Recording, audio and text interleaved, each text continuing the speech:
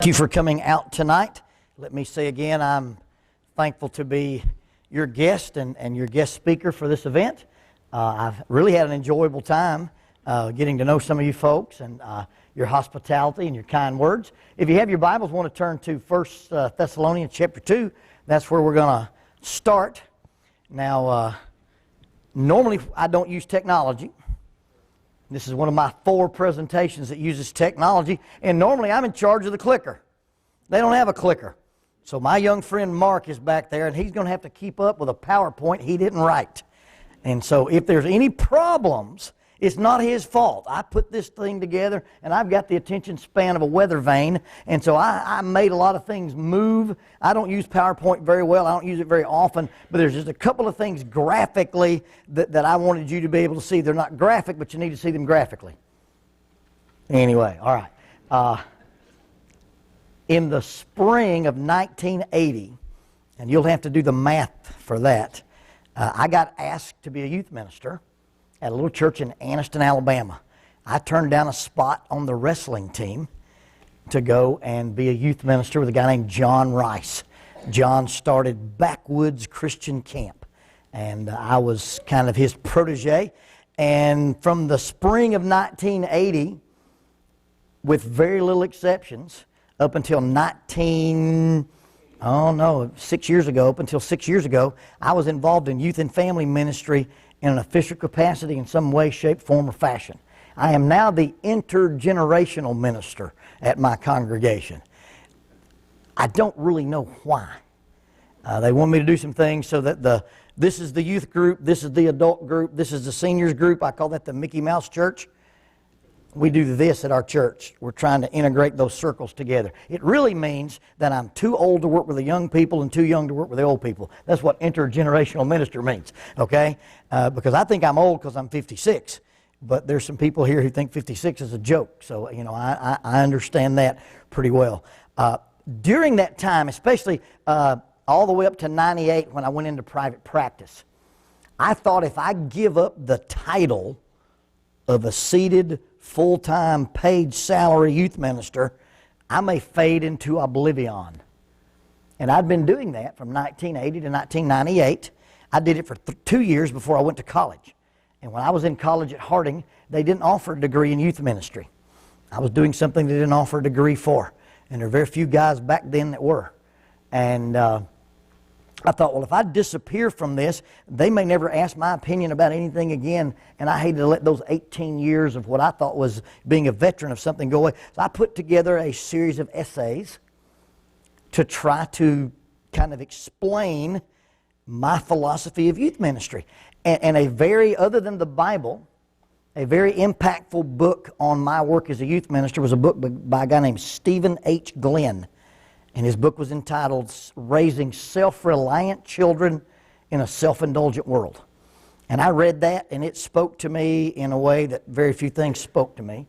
I wrote Dr. Glenn and said, I'm involved in youth ministry. I do a lot of seminars with youth ministers, do a lot of time with parents. I'd like to take some of your research, some of the things you've talked about, and like to massage it just a little bit and talk to churches about how to raise spiritually self-reliant young people. And he granted me permission to use his materials and his research and some of the things. So lots of the stuff we're going to talk about tonight, especially when we talk about the significant 7, that's going to come from Stephen Glenn and his book, Raising Self-Reliant Children in a Self-Indulgent World. And so just to give him his kudos. So when I started thinking about how am I going to outline what I think should be done with youth ministry, number one, I fell into by accident being a team building, team systems sort of guy. Accidentally kind of got into that. And one of the principles we teach about team building is if you're part of a group, if you're part of a church, part of a corporation, on a sports team, whatever it is, you should receive from that group attention, belonging, and support. And if you're part of a group, you should give the other people in your group attention, belonging, and support. So I built part of my youth ministry on attention, belonging, and support. I got some advice from a guy named Wayne Baker. He said if you have 30 kids in your youth group, you get a Rolodex. For those of you under 30 years old, a Rolodex is a little thing with cards. You put people's names, addresses, and phone numbers. You'd call it your contact list, but it actually sat on your desk in 3 dimensions. He said, and if you've got 30 kids in your youth group, every 30 days you touch every 30 kids. As an intergenerational minister, I try to get the members of my congregation to look at your church directory, your Rolodex, and say, I'm going to start January 1st, and by the end of this year, I'm going to have touched everyone in this congregation. A phone call, a card, hey, go meet us at Jack's after church for a milkshake, or whatever. And I encourage the congregation to interact like that. And that's part of what I do. So part of the foundation of youth ministry was attention, belonging, and support. But then when I began to think about what is the function of youth ministry is a supplement to parenting. It's not a substitution. And then when I began to try to find a biblical foundation for what I thought my philosophy was, this verse right here is what I can. It's not a parenting verse. It's not your traditional raise up a child in the way he should go and he will not depart from it. It's not a fathers do not provoke your children to wrath. But Paul says something about his interaction with the church at Thessalonica that has parenting implications. If you'll read with me. Now you are witnesses, and God also, how devoutly and justly and blamelessly we behaved ourselves among you who believe. As you know, we exhorted, we comforted, and we charged or urged every one of you, as a father does his own children, that you should walk worthy of God who calls you into his own kingdom and glory. Next slide. Or is that the last slide? I had 3 versions of that. Okay. Notice he says, you know that we did everything for you a parent would do for their children. We begged, we encouraged, and we urged. And is there one more? There's not one more. Go back 3. Okay, so you got encourage, comfort, and urge. Then you've got we encouraged, we begged, and we urged. And so basically when you look at this, Paul said, when I was in your town, I acted with you like a parent would. I believe Paul's an apostle. I believe Paul's Holy Spirit inspired. So when Paul says, I know something about fathering, I know something about parenting, that's a pretty good model. Because you've got an inspired writer says, when I was with you, I treated you like a parent would treat you. He calls Timothy his son in the faith. He calls Titus his son in the faith. If you're here and you don't have kids, this is not a get out of jail free card. If you're here and you're involved with people that you have influence on, your job is those 3 parental functions. Next slide. And click it till there's 3 things that parents should be, 3 things that parents should do. The parents should be devout, pure, holy. They should also be just, honest, blameless, innocent, and without fault. That's what they're supposed to be. Paul says, when I interacted with you, first of all, in order to ask you to live a life that's worthy of God, I had to be the model for that. If we're going to be interacting with other people, as parents, as elders, as deacons, as teachers, as senior saints, whatever, we're going to have to make sure that we've got our lives put together first. Children do not tolerate cognitive dissonance very well. Go ahead and click that. One more time. The number one predictor of at-risk behavior is a mixed message like this is what I call cognitive dissonance. Okay? Here's the number one predictor of at-risk behavior. Give me a click. If I ask somebody this question, do your parents profess things in public that they do not practice in private? And they say yes to that, click. It is a 95% predictor of spiritually at-risk behavior. Period. Children can tolerate a parent who says, look, you can go down to that church and you can be involved with them, but I don't want any part of it. I've seen lots of kids come to services and have surrogate spiritual parents. I've seen young people come in and bring themselves to church and be adopted by the church. Great stuff. We've got an elder at Meridianville. He married a girl from my original youth group in Huntsville. He would come with her and play football with us on Sunday afternoons, and we would work out and wrestle and do things. And after they got married, after he became a Christian, they got married. He's now an elder in the church. A kid that I helped raise, now an elder. That makes me feel old and satisfied. His parents didn't come. His parents didn't encourage, but at least they were consistent. He came with Lori, And he's grown up and become an elder and raised a good family. Children can handle this. Come to church with us and let's participate and let's be a part of this. Children like that. And children don't do this. They don't tolerate inconsistency. Number one predictor of at-risk behavior is I can ask a child, do your parents profess things in public that they do not practice in private? And if they answer me in the affirmative, I can predict with that kind of accuracy you're going to have somebody who gets their wheels in the ditch and there's trouble. Go ahead and hit the next slide. The influence of parents, go ahead. One more, one more, one more, one more, one more, and one more. This is called an EPAC scale. The EPAC scale is a test that you give people as adults and ask them about their perceptions of how their parents raised them. Now you'll notice that it has permissiveness, strictness, hostility, and love, and it's basically a measure of autonomy and control. So click and show me one more. The first section is, you'll notice that it's in the quadrant where it has permissiveness and hostility. Some parents parent with hostile autonomy. I don't care what you do as long as you don't bother me. You don't have a curfew and I'm not going to care where you're at. Get out from in front of the TV and hand me a beer. That's their philosophy. I'm going to give you autonomy. I'm going to let you do what you want to, but it's from a hostile sense. Show me the next one. Then you have parents who parent with hostile control. They're going to be overbearing. They're going to be autocratic. They're going to be intimidating. It's politically terribly incorrect politically. But what do you say to a kid who has two black eyes? Nothing. You done told him twice. Yeah, okay. It's those kind of parents who are threatened and they're going to be forceful with their children. The next one is they give their children excessive autonomy. These are the hippies who had babies. I just want you to be happy.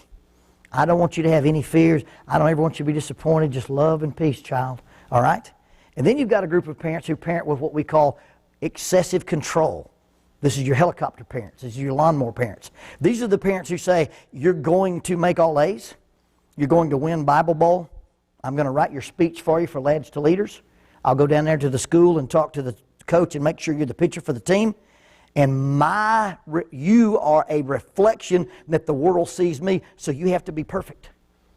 These young people grow up not thinking that they're not good, but they grow up believing they can never be good enough. There's a book called Cognitive Spiritual Development.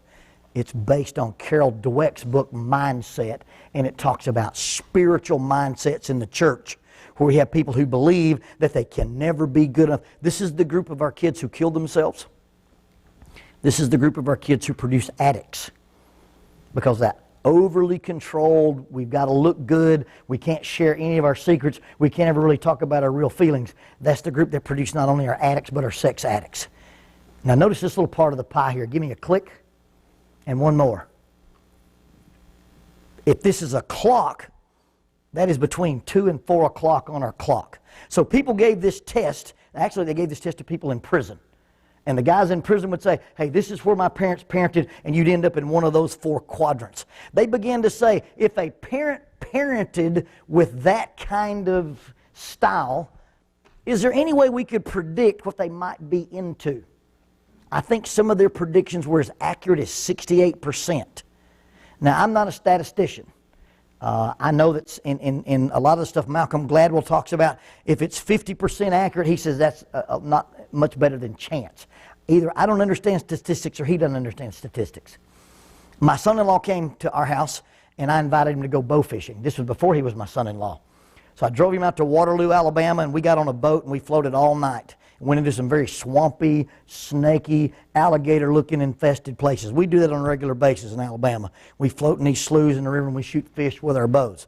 I was in Florida with a guy. He took me back into some wetlands and he goes, I bet you never seen anything like this in Alabama.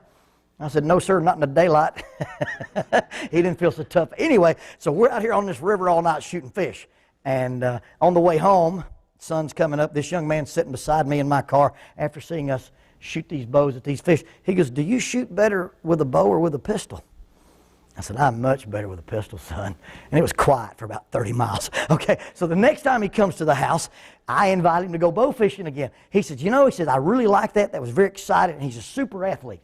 He's the highest scoring player in the history of his high school, and he returned to that high school to coach for them. And so he's a super athlete, but he said, I just wasn't very good at this bow fishing stuff. I said, what would I have to shoot from the field as a basketball player to play for the NBA? He said 35%. If you shot 35% from the field, you could play anywhere in the world. I said, so a multi-million-dollar pro basketball athlete has a 35% accuracy record, and you want to shoot every fish you shoot at? He goes, I feel better, let's go. All right, so in my world, 68% accuracy is pretty impressive, okay? So they were able to guess, in some cases with accuracy, about 68%. So give me another click there, Mark. And go ahead and click, click, click, click. Now that's what this thing turned out to look like when they started predicting. So they said, hey, can we predict what people would be involved with if they were engaged with permissive hostility? Give me a click. The parents who parented with permissive love, they could predict their kids would smoke marijuana. I told you this when the hippies had babies. Give me another click. The parents who parented with permissive hostility, you could predict that they would use inhalants and hallucinogens. Give me another one. The hostility with the strictness, those are the kids who used heroin. Give me another click. The over-controlling, over-love, over-control, alcohol, cocaine, and sedatives. Also the ones that joined cults and were sexually promiscuous. The interesting thing is, remember that little sliver between 2 and 4 o'clock? Give me a click. Kids who showed up in that part reported non-use of any substance abuse.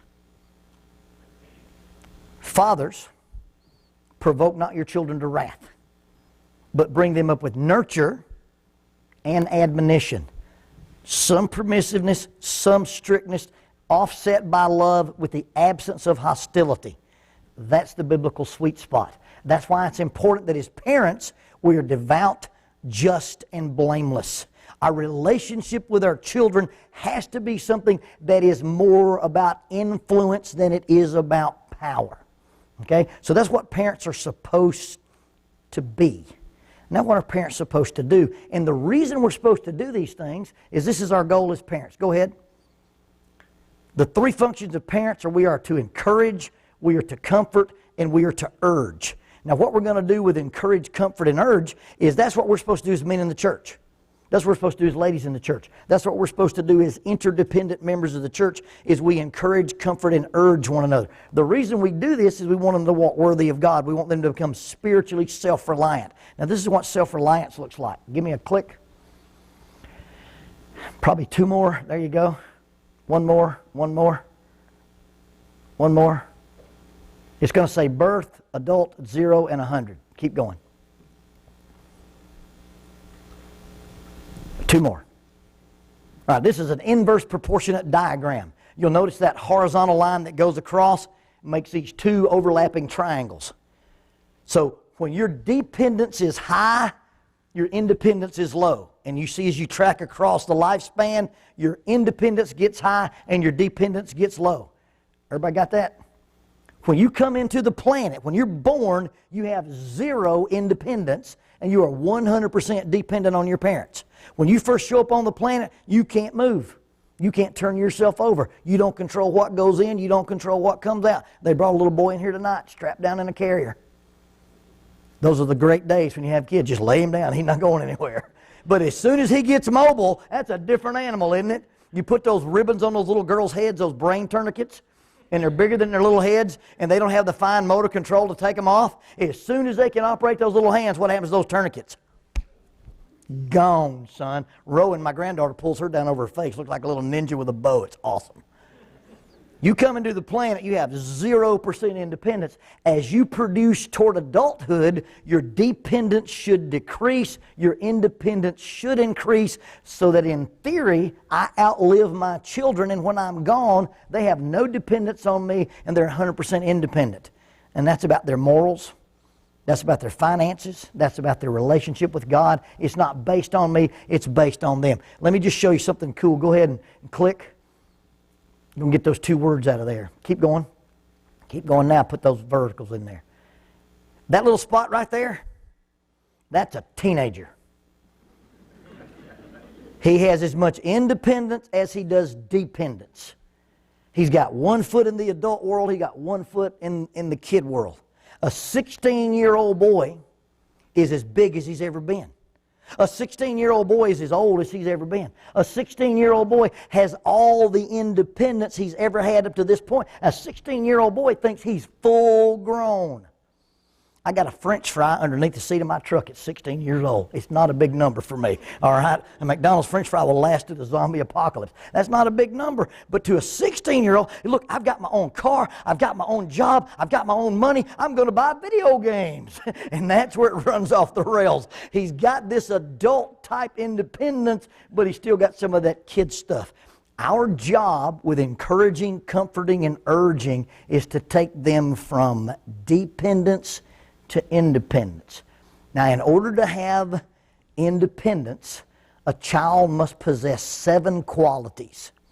Stephen Glenn calls them the significant 7. I like old Western movies. I'd have called them the Magnificent 7, but it's not in my book, all right? There are 3 perceptions and 4 skills. Tonight we're going to talk about the perceptions. Tomorrow night we'll talk about the skills. Perception number 1 is I'm capable. Perception number 2 is I'm significant. Perception number 3 is I can influence what happens to me. Those are 3 perceptions. Now the skill sets are interpersonal skills, intrapersonal skills, systemic skills, and judgmental skills. And if we're going to install in our children those ideas, especially spiritual ideas. Spiritually, I'm capable. Spiritually, I'm significant. Spiritually, I can influence what happens to me. I understand myself, intrapersonal skills, emotional intelligence. Interpersonal skills, how I deal with other people with empathy, emotional intelligence. Systemic skills, how I operate in a system. And judgmental skills, how I make decisions based on proper values. That's where we're headed, at least by tomorrow night. But tonight we're going to talk about the ideas of what it means to encourage, hopefully what it means to comfort, and we may have to wait till tomorrow night to talk about urge, depends on how good the clock is to me. So next slide, please. Number 1, we're going to encourage our children. There's a Greek word for that. It means to beg, it means to plead, it means to exhort, literally means to infuse courage, to call somebody to your aid for help. And then there's maybe 2 more clicks, Mark. It fulfills 2 of the 3 perceptions. I'm capable. And the next one, it says I'm significant. And so what we mean by encourage is we're asking our children to do things outside their comfort zone. Moms, little boys who don't know how to do laundry are at a disadvantage in life. Little boys who don't know how to fry eggs. Dads, little girls who can't change the oil to change a tire. Little girls who can't drive a stick shift. Little girls who don't know how to field dress a frat boy. All those things about self-defense and all kind of things. We've got to teach them something. We encourage them and we ask them to come. And literally what the idea of encourage is that I'm begging you, I'm pleading you, but I'm exhorting you to the point that I'm infusing courage into you. We used to live at the end of a dirt road. And we lived on top of this little hill. It was rental property. And the little house sat, and it sloped off on both ends. On both ends of where that little house sat on this big plateau were these thick pine groves. We had dogs, and kept them in a pen down in the pine thicket. And my job was to water the dogs. Now, if you're going to water 3 German Shepherd dogs, you do that with a 5-gallon bucket of water for each dog. If you are 4'11", and you try to carry a 5-gallon bucket full of water, can you understand the issues there? I hated to carry that water and slosh all over you. Water weighs 5 pounds to the gallon. And so my job was to water the dogs, and I didn't always get it done. Dad would come home at night. We'd be sitting down eating supper. Things would be going really good, and Dad would say, "Did you water the dogs?" Dun, dun. Well, no, sir, I didn't. Let's get it done. I have to go out there, get the water hose, fill up the buckets, and start. And as you walk toward the slope of that hill, I didn't know this scientifically, but light travels in a linear path. It won't bend and go down that hill. So as soon as you drop off that hill, it's blacker than the bottom of the devil's feet. And I don't know if you're aware of this, but there's a thing called a pine tree monster. Lives in the pine trees, just so you know. And you get down there when it's pitch black dark, and the pine tree monsters are everywhere. Now the thing about pine tree monsters, they have dinosaur vision. If you move very fast, they can pick up on you and they'll get you. There's never been a picture made of a pine tree monster. You know why? They don't like to be looked at. So if you feel one breathing down your neck and you turn around, it'll eat you. So you water those dogs, hearing that stuff move around those pine trees, and then you start walking slowly back to the house, because if you run, the pine tree monsters will get you. You can't look behind you, and you're walking up the hill every time. I mean, it's terrifying. And my little head would get above that hill, standing out there on that back porch in his work uniform, leaned up against that porch column, that yellow light. My dad smoked in those days. Standing out there with a cigarette. Pine tree monsters were terrified of my dad. They never came out while he was on that porch. Now my dad knew I was scared of the dark. But he never once said, "You're scared of the dark." He never once said, "You little sissy." He never once said, "Grow up and be a man." He said, "You go do your job." And I began to rely on the fact that while I was doing my job, my father was watching me. I'm very comfortable in the dark. I'm a hunter. I will go this year and not turn my light on in the woods unless I'm trailing a deer. I look at the horizon, can tell where I'm at. I like to walk in the dark. I spend an incredible amount of time with the SWAT team, and we operate in the dark. I haven't been afraid of the dark since we moved from Coleman Road, because my dad encouraged me. It wasn't easy, it wasn't fun, I didn't like it. He knew I didn't like it, he knew I was afraid, but he knew I needed to build that courage to be who I was going to be. And we've got to get our kids outside of their comfort zones. And we've got to ask them to do things they don't like to do and do things they don't want to do. But in getting them to do that, we give them courage. And it's not what does the church do for our youth program, it's what does our youth do with the church. And they knock doors with us, and they deliver fruit baskets with us, and they make hospital calls with us, and they visit the sick, and they go to the funeral home. And it's not fun, and it's not easy, but we teach them that you are capable and you are significant. If you don't do it, it doesn't get done. If you ride the church van and you don't clean up after yourself, somebody has to do it. The church at Maysville, for a long time, the church at Maysville, where I worked for a number of years, we didn't hire professional janitorial staff. Every month, a different group was in charge of cleaning the building. The youth group was one of those groups. And on any given Wednesday night, when it was the youth group month, you'd see a bunch of kids polishing pews and Windexing windows and vacuuming up. And we took the money that we pay a professional janitorial staff and we put a missionary in the field. And so you got this 14-year-old girl, the yellow stuff, pledging a pew, and you go, "Hey, thank you for putting a missionary in the field." Now she's part of our mission work, and she's using a dust cloth to do it. And the kids that grew up at Maysville felt like they were capable. There's something they could do. And leadership in the church is not up front, out loud, wearing a tie with a title. Read Romans 12 about encouraging and giving and forgiving and leadership in ways that we don't think about. So the first thing we've got to do as parents is decide that we're going to involve our children in some activities to teach them how to be adults. And that involves letting them do their own homework. It involves letting them fail. It involves letting them make some mistakes and deal with some consequences. Not about solving their problems. Tommy Caldwell in his book, The Push, and if you're not a climber, you don't know who Tommy Caldwell is. Tommy Caldwell is one of the two guys to free climb the Dawn Wall on El Capitan. They spent 29 days hanging on the side of a cliff to climb it without the assistance of a rope. Now the rope caught them if they fell, but they weren't using the rope to go up. And Tommy Caldwell says the job of a parent is to prepare their children for the path, not prepare the path for their children. He did that with 9 fingers, by the way. He lost a finger in a table saw accident.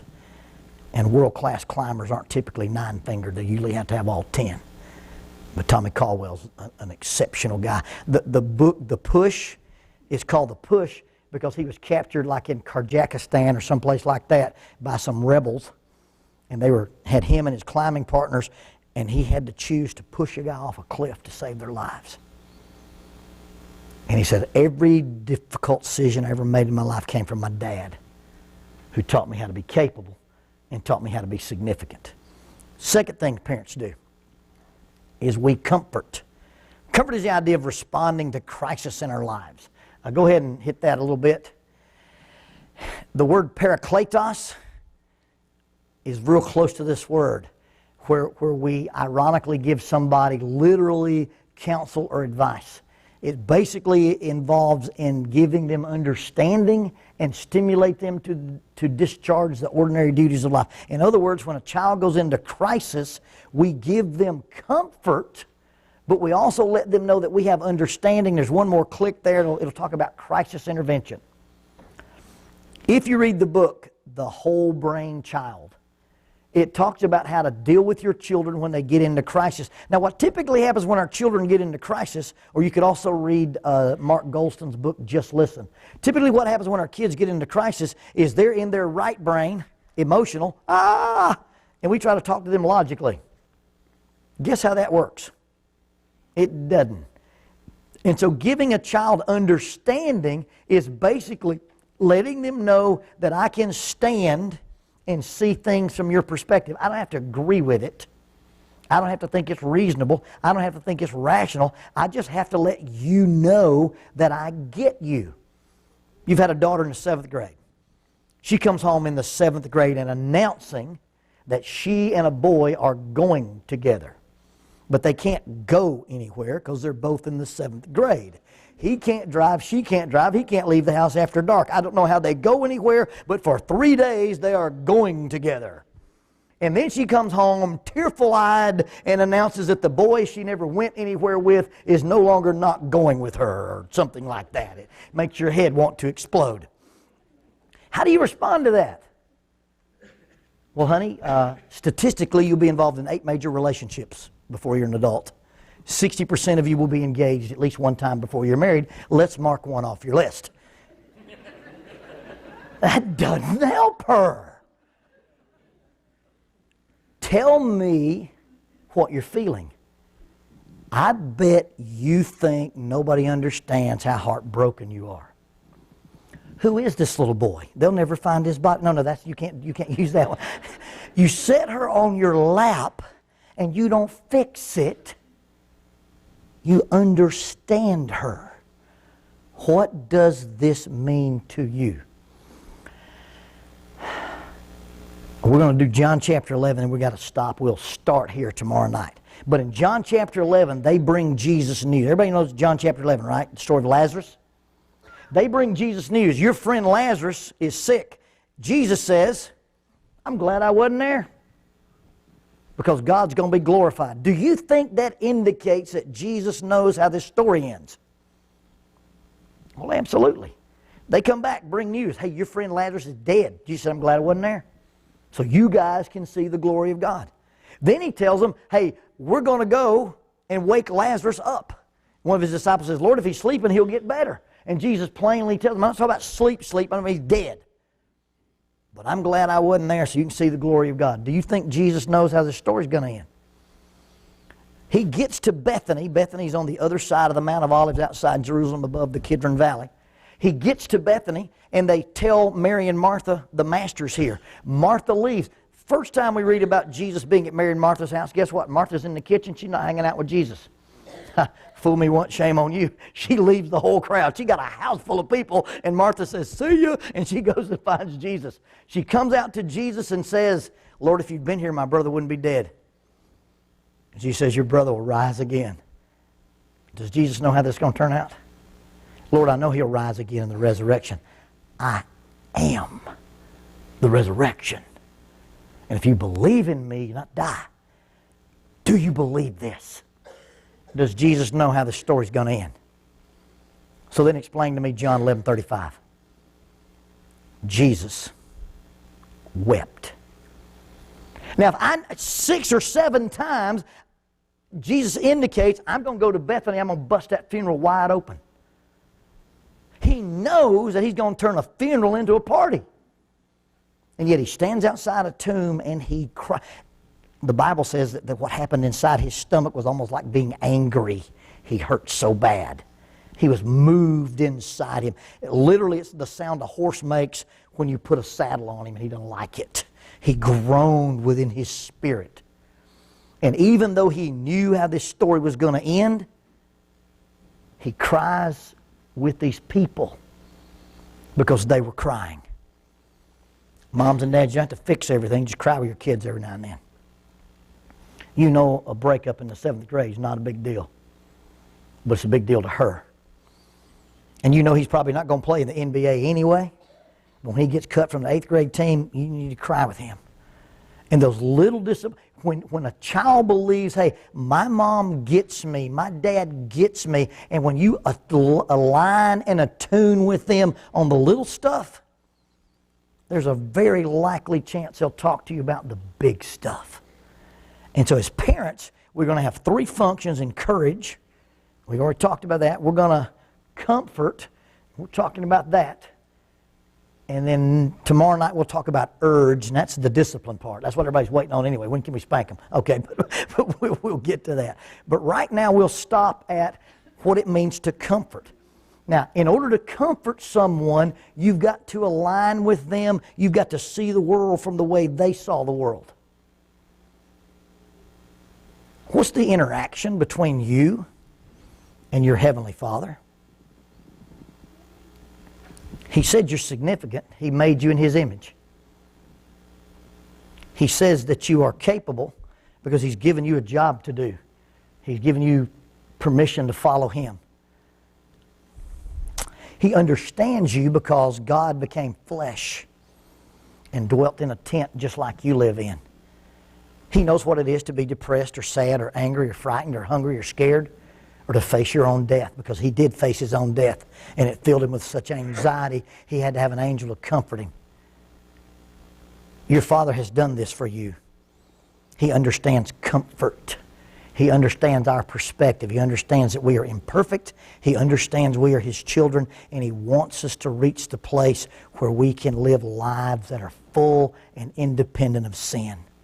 And everything God has asked us to do with our children, He's already done for us. There's nothing going on in your life God doesn't understand.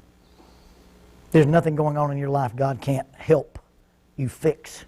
There's nothing going on in your life that God can't give you the comfort to get through. Now God doesn't say, I'm not going to give you anything that you can't handle. He says, I won't give you a temptation that's bigger than you to handle. God actually lets us endure things that we can't handle, so we rely on each other. That's what church is about. That's why we have the body. But the one thing that we bear as our own private responsibility is our sin. The only thing that can separate you from the love of God is your own personal choice. Read Romans 8 about the things that can't separate you from God. The one thing left out of that is your own personal choice. You've got a loving Father who wants you to be spiritually arrived. He wants you to be spiritually mature. He wants you to be free, independent of sin. And He's done the things He can to encourage, comfort, and urge you to do that. And so before we close our seminar tonight, I want to encourage you, if you're not a New Testament Christian, that you respond to your Father. And God's discipline, God's never asked us to do anything that wasn't good for us, and God's never asked us not to do something that wasn't bad for us. All of God's commands fall right under the same line of how we treat our own children. We put up fences and barriers to protect them. We ask Him to do certain things to develop them. God's done the same thing. And regardless of what kind of parent you may be, what kind of a child are you? Have you submitted? Have you obeyed? Have you followed God? And if you're not following God tonight, we offer you that invitation. We offer you the chance to become a New Testament Christian through faith, repentance, confession, and baptism. And if you are a child of God, but you've not been faithful to the wishes of your Father, we ask you to quit living in rebellion, and we'll pray with you or pray for you. I'm going to ask Gary to come down here and receive anybody that may come forward.